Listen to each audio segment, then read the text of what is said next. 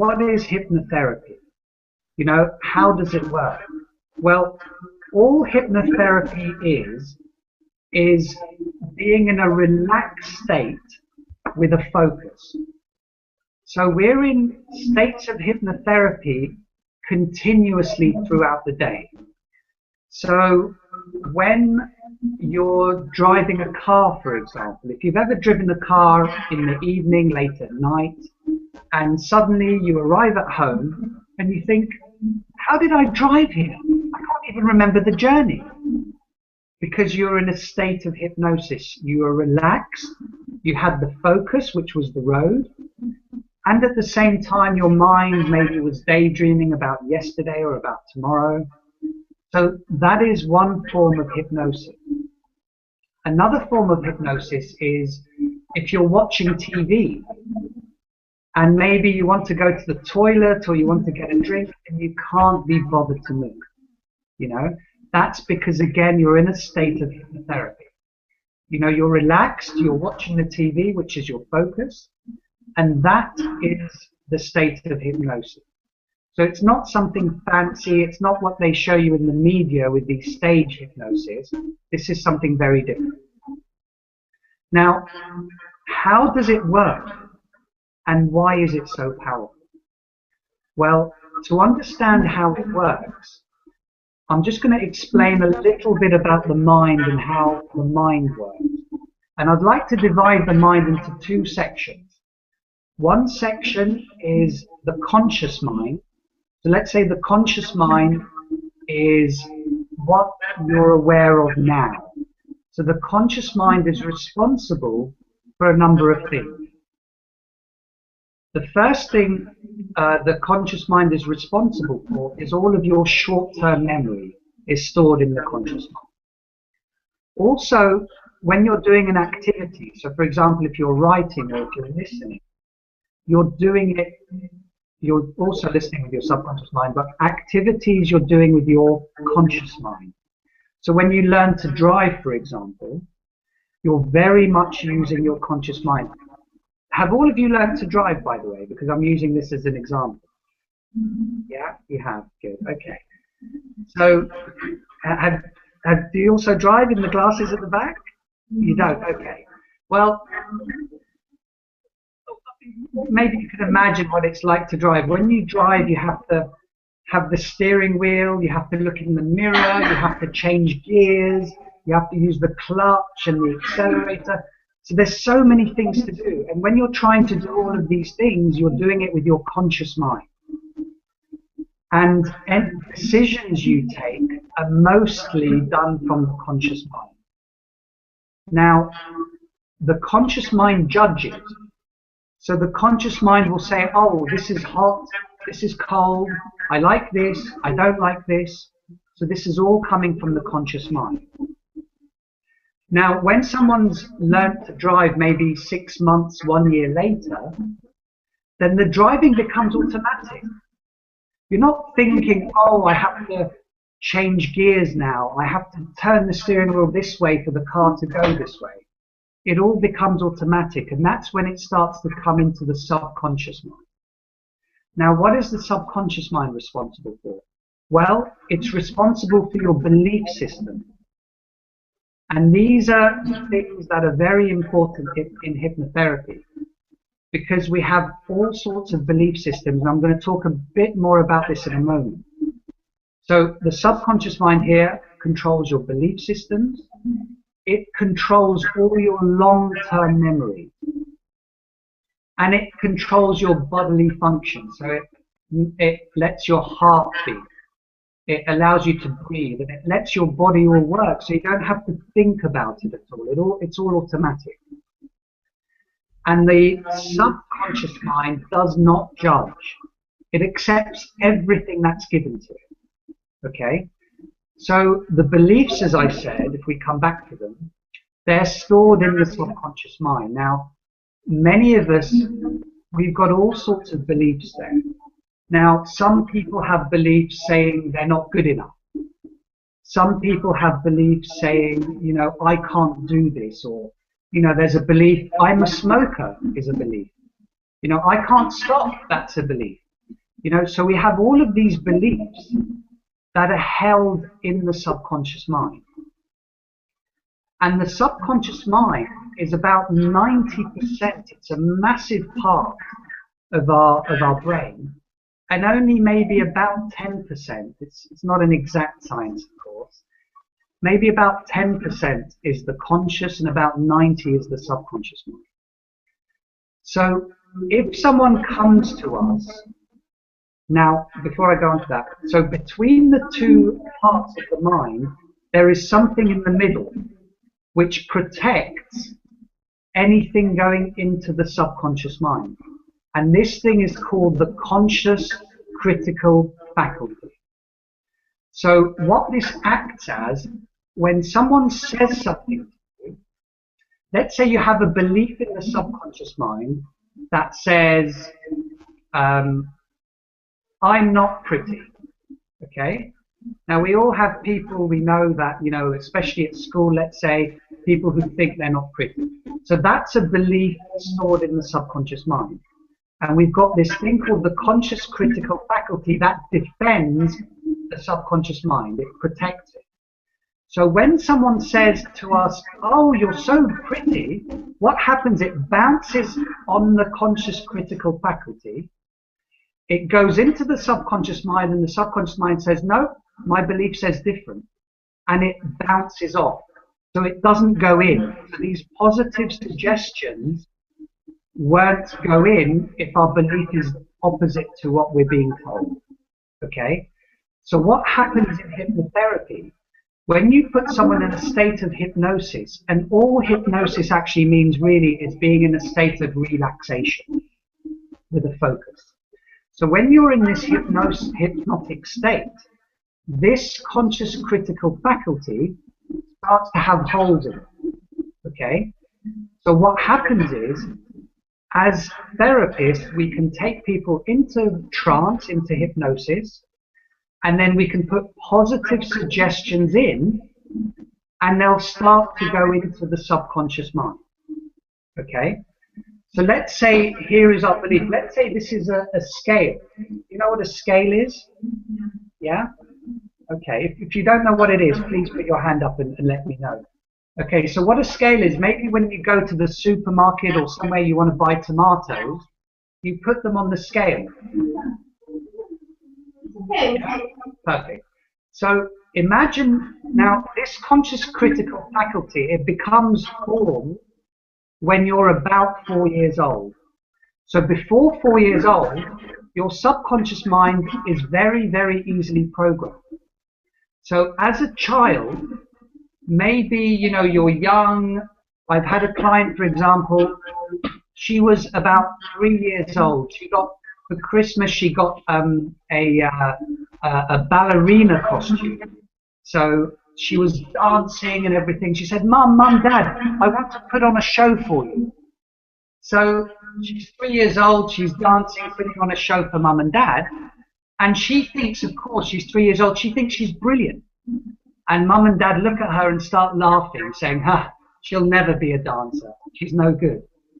And what happens is that belief goes straight into the subconscious mind and becomes a belief. I can't dance. I'm no good. Okay? So the scale becomes tipped. And this is I can't dance. Okay? So what we do with hypnosis, we bypass, we go through the conscious critical faculty, and we give more weight to this side, saying you can dance, you are good, you are clever, you are worth it. Whatever the client has, we reprogram it, so then a new belief is formed.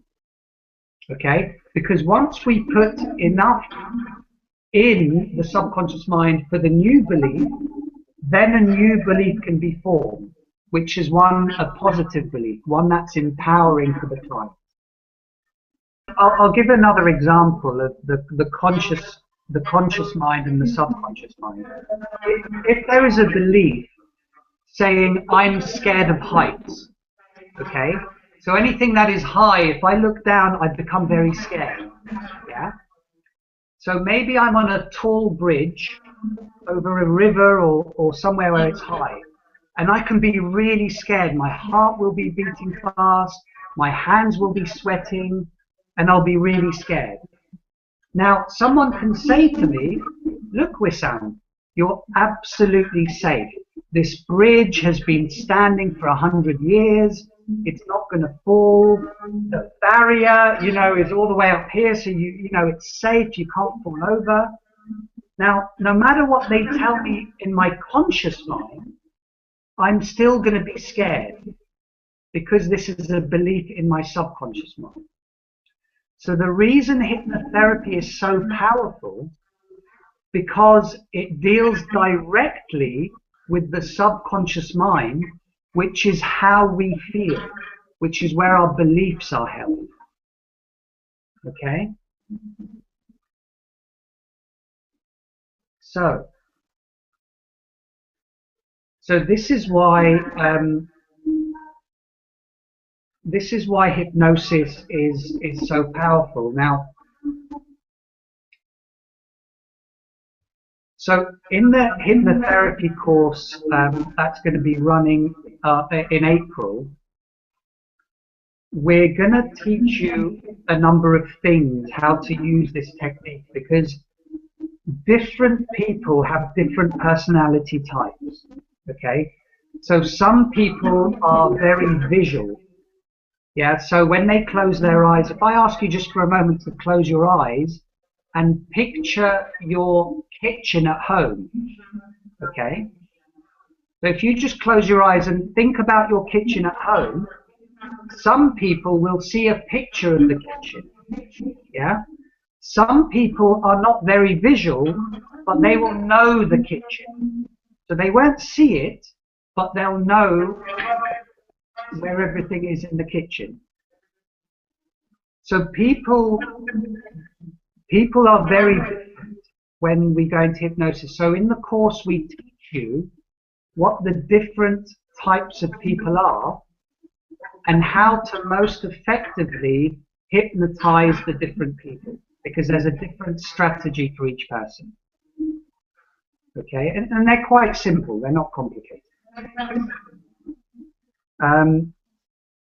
Also, we'll of course be teaching you how to take someone into hypnosis and how to bring them out of hypnosis. We'll also be teaching you very good interview techniques, so you can get all of the relevant information you need from your client in order to give them the best therapy session that you can. And we'll be teaching you how to produce a script tailor-made for your client, because each client's going to have slightly different needs, for example. Okay? We'll also teach you how to anchor positive feelings. Now, NLP, neuro-linguistic programming, also uses anchors in the same way. So I'll tell you what an anchor is. Maybe you all have an experience where maybe you're listening to the radio and an old song comes on the radio, and automatically you think, that song reminds me of a time when. Yeah? Have you all had this experience before? Or maybe you can smell, you go and you're smelling baked bread or smell coffee and you think, wow, that reminds me of my mum's cooking or my grandmother's cooking. Yeah? So this is an anchor. This smell or the song will anchor you to an experience. So in hypnosis, what we do, we give our clients a positive experience and we anchor that experience to them so they can take that experience and use it in everyday life. So they can literally call that experience to them. Okay? Is that clear? Yeah, good. We'll also talk to you about how to produce recordings, a self-hypnosis CD, and also recordings for your clients. So your client may come to you, you can give them a session, and you can also give them a recording so they can listen to that session in their own time again and again, and it can reinforce the work you do with them already. Okay? And also we'll obviously teach you, talk to you about setting up a hypnotherapy practice, what you need to do, what you need to look out for. You know, we'll talk about that because obviously we want you to, after the course, we want you to do all your case studies and get your diploma. And then obviously we want to help you as much as possible to start practicing and start seeing clients. This is a foundational hypnotherapy course. So you'll be able to work with many, many issues with clients. It's on, Wissam. Sorry? It's on. It's on, perfect. So you can see the first one is about simple fears. So, you know, maybe someone has a fear of spiders or a fear of snakes or a fear of swimming. Some people, you know, have come to me, they have a fear of flying and they're about to go on holiday, but, you know, they're scared to get on the plane. Yeah? So all of these type fears you'll be able to deal with. Now, I remember a lady came to me who had a fear of spiders, and she was a garden designer. She was very well known in garden design. And she would meet some very high-class people and design very big projects. And she came to me and said, "Wissam, please help me. I'm so scared of spiders. And I'm a gardener, you know?" And you know, the two do not meet together. She said, you know, the other day I was with a client, a very important client of mine, you know, a big contract, and I was explaining to him my ideas of what we're going to do in the garden. And over there on the path, a spider crossed. It was 3 meters away from me. And I was so scared. And she said, you know, it's so embarrassing for me.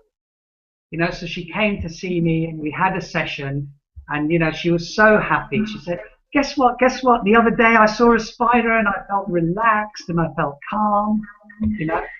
So it's a small thing. For people who have these fears and phobias, it's a really serious fear. It's a very scary thing. You know? The other thing we can help people with is insomnia, you know, how they sleep. There are many people who have difficulty sleeping. Some have difficulty getting to sleep. Some wake up early and can't get to sleep. So there's different types of insomnia. We can really help people with stress and relaxation. You know, in today's busy world, very few people really take the opportunity to do nothing and just relax. And hypnotherapy is very, very powerful at this. And of course, any stress-related illnesses, hypnotherapy can really help by addressing the stress. You'll be able to deal with simple weight loss issues. Okay, so weight loss issue is a very complex issue. It can go into beliefs. It could go into self-esteem. But you'll be able to deal with, you know, things like portion sizes. So let's say someone can't stop eating. You know, they'll eat and eat and eat, and they won't stop eating till all their plate is finished. So you can do hypnosis to help them eat the right amount.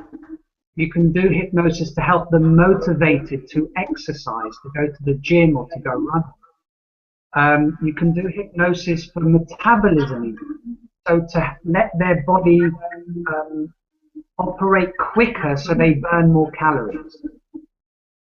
And of course you can do hypnosis for healthy eating, so they're not eating chocolates and sweets. So instead maybe they'll eat a carrot or an apple. Okay?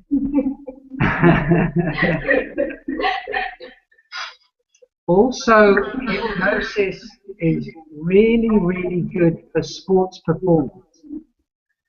So I remember I was assisting on a hypnosis course in England, I think 2 years ago.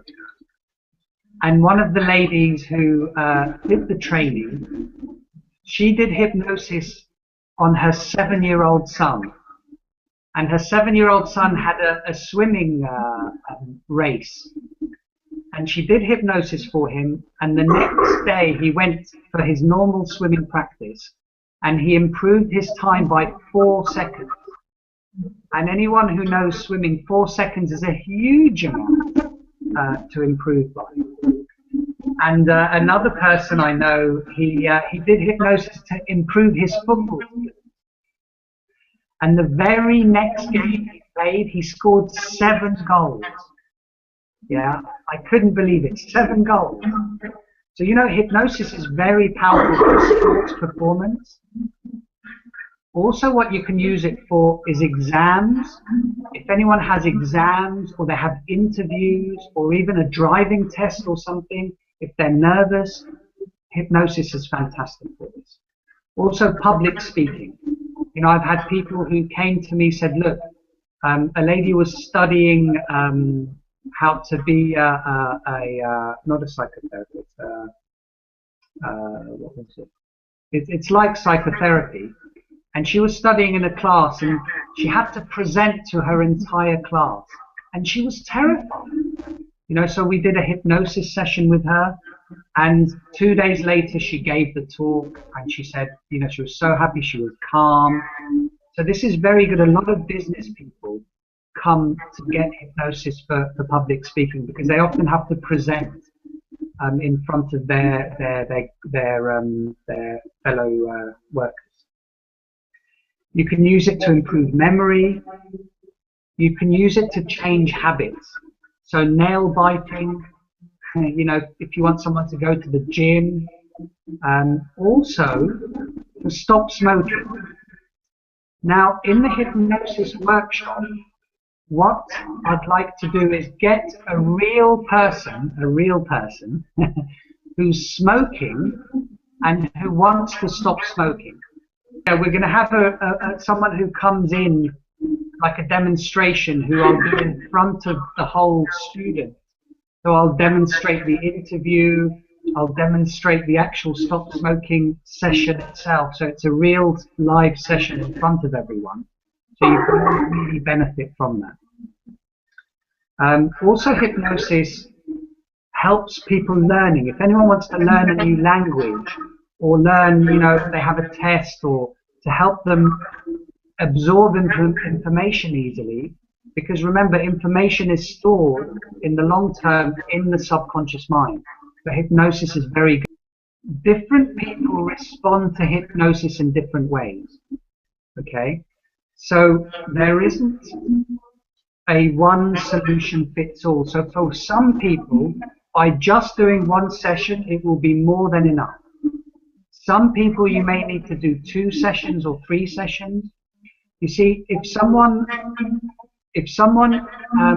has a problem with learning, let's say, oh, I don't know how to, you know, when I say something, I just don't remember it. That's one thing. Other people, they have a fear about learning. They have a problem with getting something wrong, for example. Yeah? So you may have to do 1 session so they feel calm, so they don't mind getting things wrong, and then another session around learning. Yeah. So usually I say to people 3 sessions, okay, and then if after 1 session they're learning, then they think, wow, I'm so good, I only need 1 session, and they think you as the therapist is really good because you said to them 3 sessions, but they only needed 1 or 2 sessions. Okay. Thank you. Thank you. Thanks for the question. And also creativity. You know, I mean, creativity is from our subconscious mind. So if there's an artist or someone who's a writer or someone who, you know, feels stuck, then hypnosis is really, really good at this kind of thing again. So you can see, you can use hypnosis for so many different things, because it's accessing the mind, it's accessing the subconscious. So really anything that, you know, what you're not going to be dealing with after this first course is anyone who has serious depression, for example. You know, anyone who has very, very strong emotions about them. You know, this you can deal with using the regression techniques that we'll be teaching. But really, for the foundation hypnosis course, you'll be able to do many, many things, but you're not really going to be focused on, you're going to be focused on the types of things that I've mentioned. So the diploma is a hypnosis diploma, and with this diploma, now the Regression Academy is recognized around the world. It's part of the Earth Association, which is the Earth Association for Regression Therapy. It used to be the European Association, but now it's the Earth Association. So with this diploma, you'll be able to practice using hypnotherapy. You'll be able to get insurance for practicing. I don't know about Romania, but in England, we all get insurance when we practice. You'll be able to get insurance out with this diploma.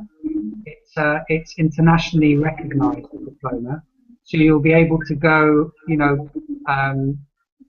in most countries and practice. You'll also be entitled to join the General Hypnotherapy Register, which is also recognized in many countries, and you'll be which is like a hypnotherapy body. So within that, you can list your yourself as a qualified hypnotherapist. So it's a professional diploma. So you can get insurance, you can register with hypnotherapy bodies, and we have a number of hypnotherapy bodies in the UK, and as I said, some of them are recognized abroad as well.